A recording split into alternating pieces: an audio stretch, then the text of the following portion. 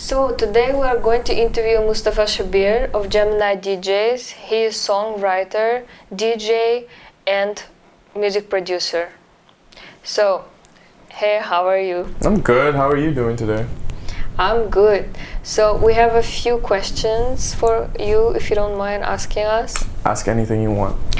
So let's move to the first question. Do you have any hobbies or interests outside of music? Hobbies or interests outside of music. So I think before I really got into music, I was an avid gamer. Not really online as such. I'm more of the kind of person who likes to play single player solo video games just to get my mind off stuff. So I would say that's a really big hobby of mine that I still have to this day. And another hobby that I recently developed was traveling, since now that I'm in Europe at the moment, I have the opportunity to travel to different places for a cheap price, of course, which makes it even better. And another hobby that I have is that I love to go hiking whenever I get the opportunity. Though I think the mountains in Europe are slightly smaller, at least over here. I'd say they're bigger maybe in France, I guess. I could be wrong about that. But yeah, I really enjoy hiking and I love spending time with my girlfriend. That's probably my favorite hobby and the best thing I can do in the world. So yeah. Well, I hope I can tell that your girlfriend is really happy about that. And the second question is, do you have any weaknesses that you're actively working to improve on?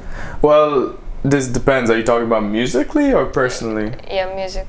So musically, I think my biggest weaknesses sometimes are that I have issues with certain genres that I'm trying to approach. Because when I work on one thing in a specific genre, it's very difficult for me to jump to another musical genre. So say I'm working on rock and now I'm working on disco, so that transition has been a bit difficult, where the lyric writing is also different. So when you maybe are in rock sort of music, it's a bit more aggressive, especially the kind of stuff that I go for, whereas when you do something like disco and that kind of music, it's more fun and fancy. It's about the flamboyance of everything. It's just its own sort of thing. So I think the most difficult thing for me in that regard is moving from one genre to another and to another, which is essentially the plan that I have, especially with Gemini, is that I want to keep making music from completely different genres. So that's definitely my difficult part, yeah. Okay. And what are your thoughts about collaboration? Whoo! Collaboration. So in my industry, the one that I work in specifically, collaboration is a bit of an iffy topic. You can only usually collaborate with artists that you know or you already have a prior friendship with. It's not like I can just go to my label and be like, hey, I want to collaborate with you or you or you.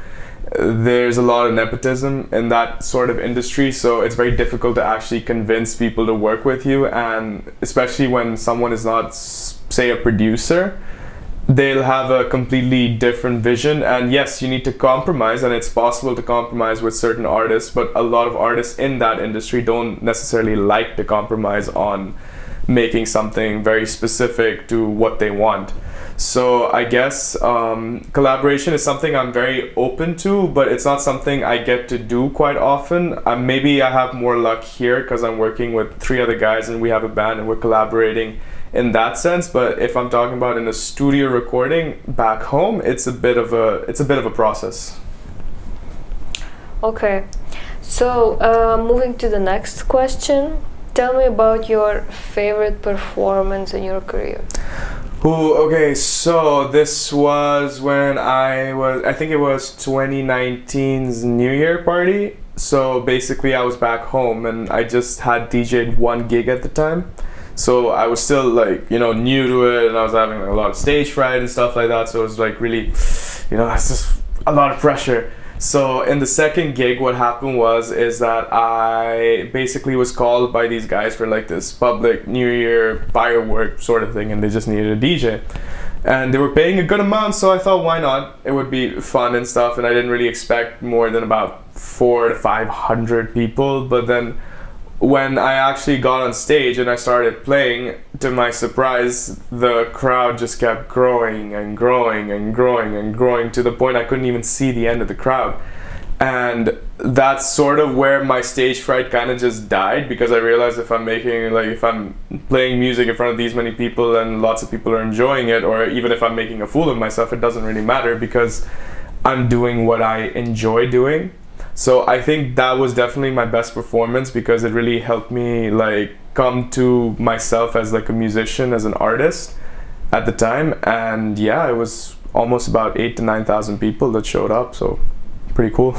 So the next question is, describe your worst performance. What did you learn from this experience? So my worst performance. Okay, so I think my worst performance was, so I had a band at the time. It was just me and these two other guys, and we were at this like friend's birthday party. He called us to play, and we thought, I mean, we didn't really have gigs coming, so we thought, why not? It would be an experience.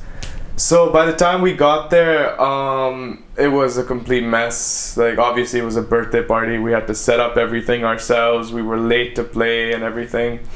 And I think some dude kind of sabotaged the drums that I was playing on. So that was a bit of a weird experience. And my friend, I think he had a bit too much to drink before singing, so he kind of just like passed out in the middle because he got a little anxious, and the bassist just had like enough of it. So yeah, that was a bad, I'm pretty sure that would be my worst one for sure so far. It was a bad performance. We really sucked. So what would you do if your audience look tired or bored during your performance? Well, see, the thing is, when you go to a performance, you need to kind of gauge what kind of audience you have. So say if someone asked me to play at like an exclusive party or something like that, I know that the music that they'll want is mainstream and not something that's too repetitive, because especially when it comes to people consuming alcohol, they also like mostly mainstream stuff and music that they know. So that's one way to avoid them getting bored. But in the event that they do get bored, you kind of just have to switch it up completely. The worst thing that a person, or like at least a DJ in that sense, or even a band could do, is just taking requests from the audience, which if it's something that's completely like not what you're doing already, like if you're playing something like Miley Cyrus, I guess, or something like that, and people are having a good time, then if they ask you to switch to like, I don't know, some random stuff that they like and no one else actually likes, can become really boring. So the best way to keep the audience entertained is just make sure you're engaging with them, make sure that they know that your presence is there, have a good time yourself, and everyone else will have a good time with you. Yeah, so if you didn't become a musician, what would you be doing right now? I think if I didn't become a musician, the other thing that I want to pursue still is working as a chef. I would really like to see my skills in that. I feel like, I mean, I'm not the best cook, like I can cook certain things, but I feel like I have a good like idea of how food should be and how it's made and stuff like that. So yeah, like the other thing I would do if I was not a musician is a chef, but essentially what I want to be is an artist, because I feel like that's the kind of person I am. I would just want to be an artist. So I think, yeah. Yeah, and we're moving to our last question. Yes. What do you feel is the best song you've ever released, and why? Ooh, I think the best song that I ever released, at least for me in a very personal standpoint, is this song I wrote called In Spite of You, which was this song that I wrote about like some stuff that I was going through way back when, and obviously it had to do with a girl. So it was just like a very cathartic experience, I would say is the right word, because I was able to release my emotions and my energy and just put everything I had into my lyric writing and stuff. And it even developed me as an artist, and it still holds like a very personal thing inside my heart that, you know, like I got through that weird amount of pain and like suffering that I was putting myself through. So it was just a very cathartic, very amazing experience, and something I hold really dear to my heart, that specific song. So yeah, so thank you very much for coming and being with us. Of course, anytime.